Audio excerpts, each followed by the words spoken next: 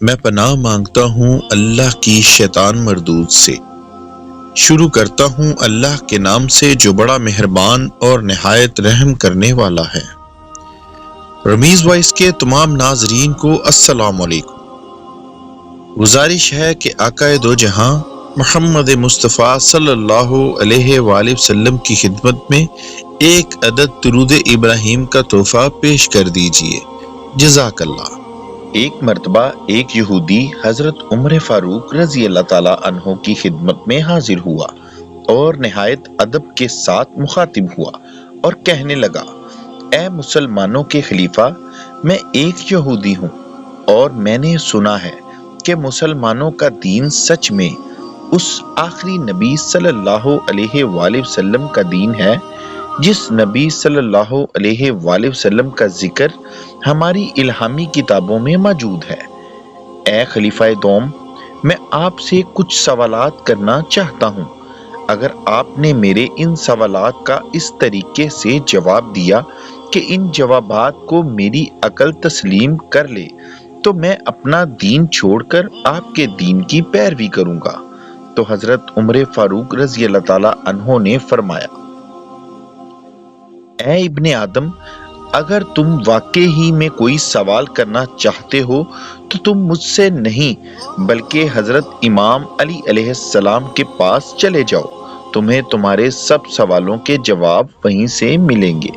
تب وہ یہودی حضرت امام علی مقام حضرت علی علیہ السلام کے پاس پہنچا اور نہایت ادب و احترام سے مخاطب ہوا: اے فرزند ابو طالب، میں نے اپنی الہامی کتابوں میں سنا ہے کہ یہ دین ایک سچے نبی صلی اللہ علیہ وآلہ وسلم کا دین ہے۔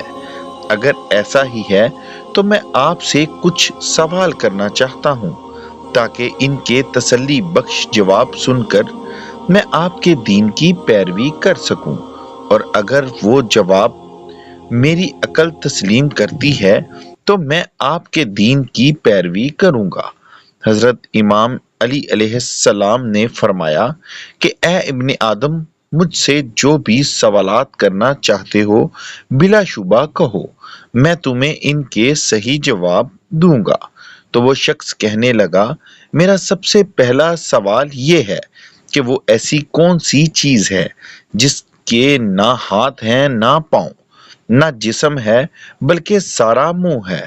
میرا دوسرا سوال یہ ہے کہ زمین پر وہ کون سی ایسی چیز ہے جو ہر وقت چلتی بھی رہتی ہے، کبھی رکتی نہیں۔ میرا تیسرا سوال یہ ہے کہ روح زمین پر ایسا کون سا درخت ہے جو بغیر پانی کے پیدا کیا گیا۔ میرا چوتھا سوال یہ ہے کہ آپ کا دین کہتا ہے کہ لوگ جنت میں کھائیں گے پیئیں گے تو پیشاب اور پخانہ نہ کریں گے، آخر یہ کیسے ممکن ہے؟ میرا پانچواں سوال یہ ہے کہ وہ ایسا کون سا درخت ہے جس کے سائے میں انسان 100 سال تک چلتا رہے گا، اس کا سایہ پھر بھی ختم نہ ہوگا۔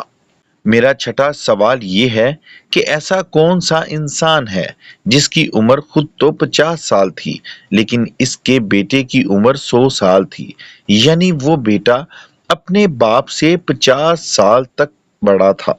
میرا ساتواں سوال یہ ہے کہ اس زمین پر ایسے کون سے انسان تھے جنہیں مرنے کے بعد دوبارہ زندہ کیا گیا۔ پھر آٹھواں سوال یہ ہے کہ اس زمین پر ایسے کون سے دو جانور ہیں جنہیں مرنے کے بعد دوبارہ زندہ کیا گیا۔ میرا نواں سوال یہ ہے کہ وہ اللہ تعالیٰ کے ایسے کون سے پیغمبر تھے جنہیں اللہ تعالیٰ نے آسمان سے زمین پر بھیجا، وہ پیغمبر نہ تو انسان تھا اور نہ فرشتہ۔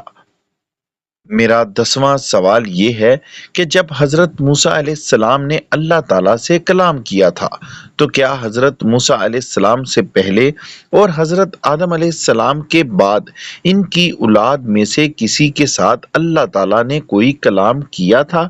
اگر کلام کیا تھا تو کس سے کلام کیا اور کیا کلام کیا تھا؟ امام علی مقام نے تمام سوالات سننے کے بعد فرمایا: تمہارا پہلا سوال یہ ہے کہ وہ ایسی کون سی چیز ہے جس کے نہ ہاتھ ہیں نہ پاؤں، نہ جسم ہے، بس منہ ہی منہ ہے۔ تو اے بندہ خدا، تم اپنے ذہن میں اس بات کو بٹھا لو کہ وہ چیز دوزخ کی آگ ہے۔ دوزخ کی آگ ہر چیز کو کھا جاتی ہے۔ دوزخ کی آگ کافروں، مشرکوں اور اس طرح کھائے گی جیسے کوئی صدیوں سے بھوکا جانور ہو۔ اس جہنم کی آگ سے بچنے کے لیے لوگ رو رو کر تڑپ تڑپ کر موت کی دعائیں مانگیں گے، لیکن ان کا ٹھکانہ جہنم ہی ہوگا۔ اب تمہارا دوسرا سوال یہ تھا کہ وہ کون سی چیز ہے جو ہر وقت چلتی ہی رہتی ہے، تو وہ چیز پانی ہے۔ اللہ پاک نے تمہارے لیے پانی کو منتخب کیا۔ ناظرین محترم، پانی کے چلنے میں اللہ تعالیٰ نے انسانوں کے لیے ایک بہت بڑا راز رکھا ہے کہ اگر تم ہدایت کے راستے پر چلو گے تو تمہارے لیے خود بخود راستے بنتے چلے جائیں گے، جیسے پانی خود بخود اپنا راستہ بنا لیتا ہے۔ جس طرح انسان دنیا میں نا امید اور پریشان رہتا ہے، اللہ کے راستے پر چلنے سے خود بخود منزلیں آسان ہوتی جاتی ہیں۔ تم اللہ کی راہ پر چلو، تمہارے لیے آسانیاں پیدا فرمائے گا۔ تمہارا تیسرا سوال یہ ہے کہ وہ کون سا درخت ہے جو بغیر پانی کے جلد اگایا گیا۔ تمہارے تیسرے سوال کا جواب یہ ہے کہ وہ درخت اللہ تعالیٰ نے اپنے نبی حضرت یونس علیہ السلام کے لیے ایک دم زمین سے اگایا۔ 40 دن تک مچھلی کے پیٹ میں رہنے کی وجہ سے آپ کا سارا گوشت گل چکا تھا، اور جسم گلنے کی وجہ سے آپ رو رو کر اللہ تعالیٰ سے صحت یابی کی دعا مانگنے لگے، تو اللہ تعالیٰ نے حضرت محمد صلی اللہ علیہ وآلہ وسلم کے صدقے فوراً آپ کی دعا قبول کی اور زمین کو حکم دیا کہ اے زمین، میرے نبی یونس علیہ السلام کے لیے آرام کے لیے ایک سایہ دار اور پھلدار درخت اگا، اور اللہ تعالیٰ کے حکم سے ایک ہی لمحے میں زمین سے پھلدار سایہ دار درخت نکل آیا۔ اس درخت پر لگے پھل کو کھا کر حضرت یونس علیہ السلام دوبارہ صحت یاب ہو گئے۔ پھر یہ وہی درخت تھے جو زمین سے بغیر پانی کے ایک لمحے میں پیدا ہوا تھا۔ اب تمہارا اگلا سوال یہ ہے کہ جنت میں لوگ کھائیں گے پیئیں گے لیکن ان کو حاجت پیش نہیں آئے گی۔ تم کہتے ہو کہ یہ ناممکن ہے، تو اے ابن آدم، اس کی مثال دنیا میں ہی موجود ہے۔ جیسے ہر بچہ ماں کے پیٹ میں 9 ماہ تک خوراک کی نالی سے کھاتا ہے اور پیتا ہے، 9 ماہ تک ماں کے پیٹ میں کھانے پینے کے باوجود وہ پخانہ اور پیشاب نہیں کرتا، اسی طرح اگر اللہ یہ چاہے کہ جنت میں اس کے لوگ کھائیں پیئیں اور انہیں رفع حاجت پیش نہ آئے تو ایسا ہی ہوگا۔ بے شک اللہ ہر چیز پر قادر ہے۔ جنت میں جب لوگ جہاں سے جی چاہیں کھائیں اور پیئیں، لیکن جب ان کو پیشاب اور پخانے کی حاجت پیش آئے گی تو اللہ تعالیٰ کی طرف سے بس ایک خوشبودار ڈکار آئے گی تو ان کی حاجت روائی ہو جائے گی۔ اب تمہارا اگلا سوال یہ ہے کہ وہ کون سا درخت ہے جس کے سائے کے نیچے انسان گھوڑے کی رفتار سے 100 سال تک چلتا رہے گا، پھر بھی اس کا سایہ ختم نہ ہوگا۔ تو اے ابن آدم، وہ درخت شجرہ طوبہ ہے۔ یہ جنت کے درختوں میں سے ایک درخت ہے۔ یہ اتنا بڑا درخت ہے کہ اس کی شاخیں اور ٹہنیاں جنت میں موجود ہر گھر تک پہنچتی ہیں۔ یہ درخت 7ویں آسمان تک پھیلا ہوا ہے۔ اس درخت کے نیچے اللہ تعالیٰ نے مشک، زعفران، عنبر کے بڑے بڑے پہاڑ بنائے رکھے۔ جنتی لوگ جس پھل کی بھی خواہش کریں گے وہ انہیں اسی طرح میسر آئے گا۔ تمہارا اگلا سوال یہ ہے کہ وہ انسان کون ہے جس کی عمر خود تو 50 سال مگر اس کے بیٹے کی عمر 100 سال تھی، یعنی وہ اپنے بیٹے سے 50 سال چھوٹے تھے۔ تو اے ابن آدم، وہ انسان حضرت عزیر علیہ السلام تھے۔ جب اللہ کے نبی حضرت عزیر علیہ السلام اپنے گدھے پر سوار ہو کر کہیں جا رہے تھے تو راستے میں آپ کی نظر ایک ایسی قوم پر پڑی جس پر اللہ پاک نے اپنا عذاب نازل کیا تھا۔ جیسے ہی آپ نے اس قوم کو عذاب میں مرے ہوئے پایا کہ دل میں خواہش پیدا ہوئی کہ میرا پروردگار تو انہیں کیسے دوبارہ زندہ کرے گا۔ اے کاش میں ان کو زندہ ہوتے دیکھ سکتا۔ میرا اللہ انہیں کیسے دوبارہ زندہ کرے گا۔ اللہ کے نبی کا یہ کہنا ہی تھا کہ اللہ نے ملک الموت کو یہ حکم دیا کہ زمین پر جاؤ اور میرے نبی کی خواہش کو پورا کرو۔ بس ملک الموت نے آپ کی جان قبض کر لی۔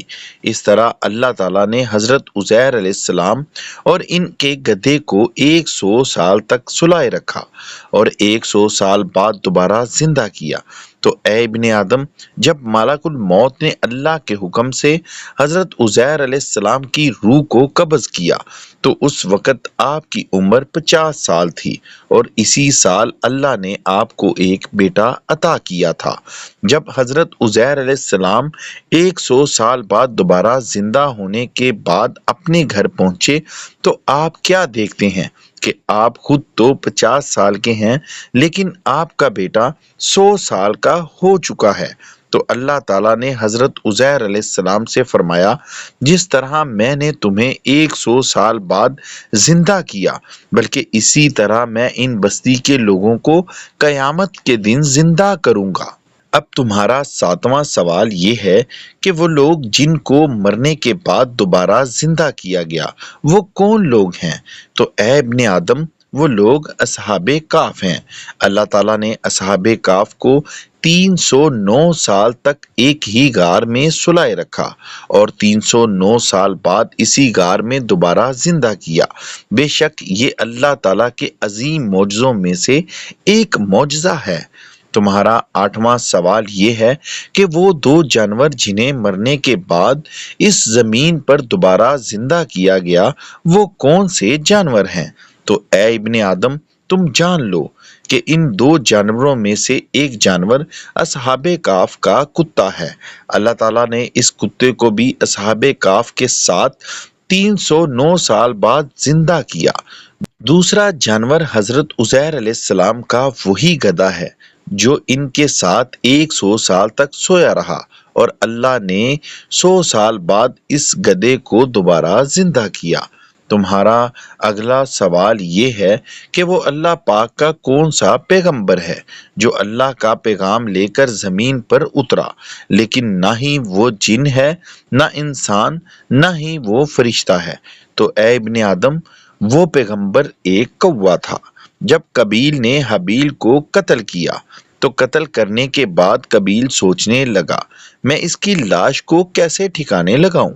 اس وقت اللہ تبارک و تعالیٰ نے ایک کوے کو زمین پر بھیجا تو اس کوے نے دوسرے کوے کو مار کر زمین میں دفنا دیا۔ اس کوے نے قابیل کو بتایا کہ وہ اپنے بھائی حابیل کی لاش اس طرح زمین میں دفنا دے۔ اس طرح یہ کوا اللہ کا پیغمبر بن کر زمین پر پہنچا، جو نہ انسان تھا، نہ جن، اور نہ ہی کوئی فرشتہ تھا۔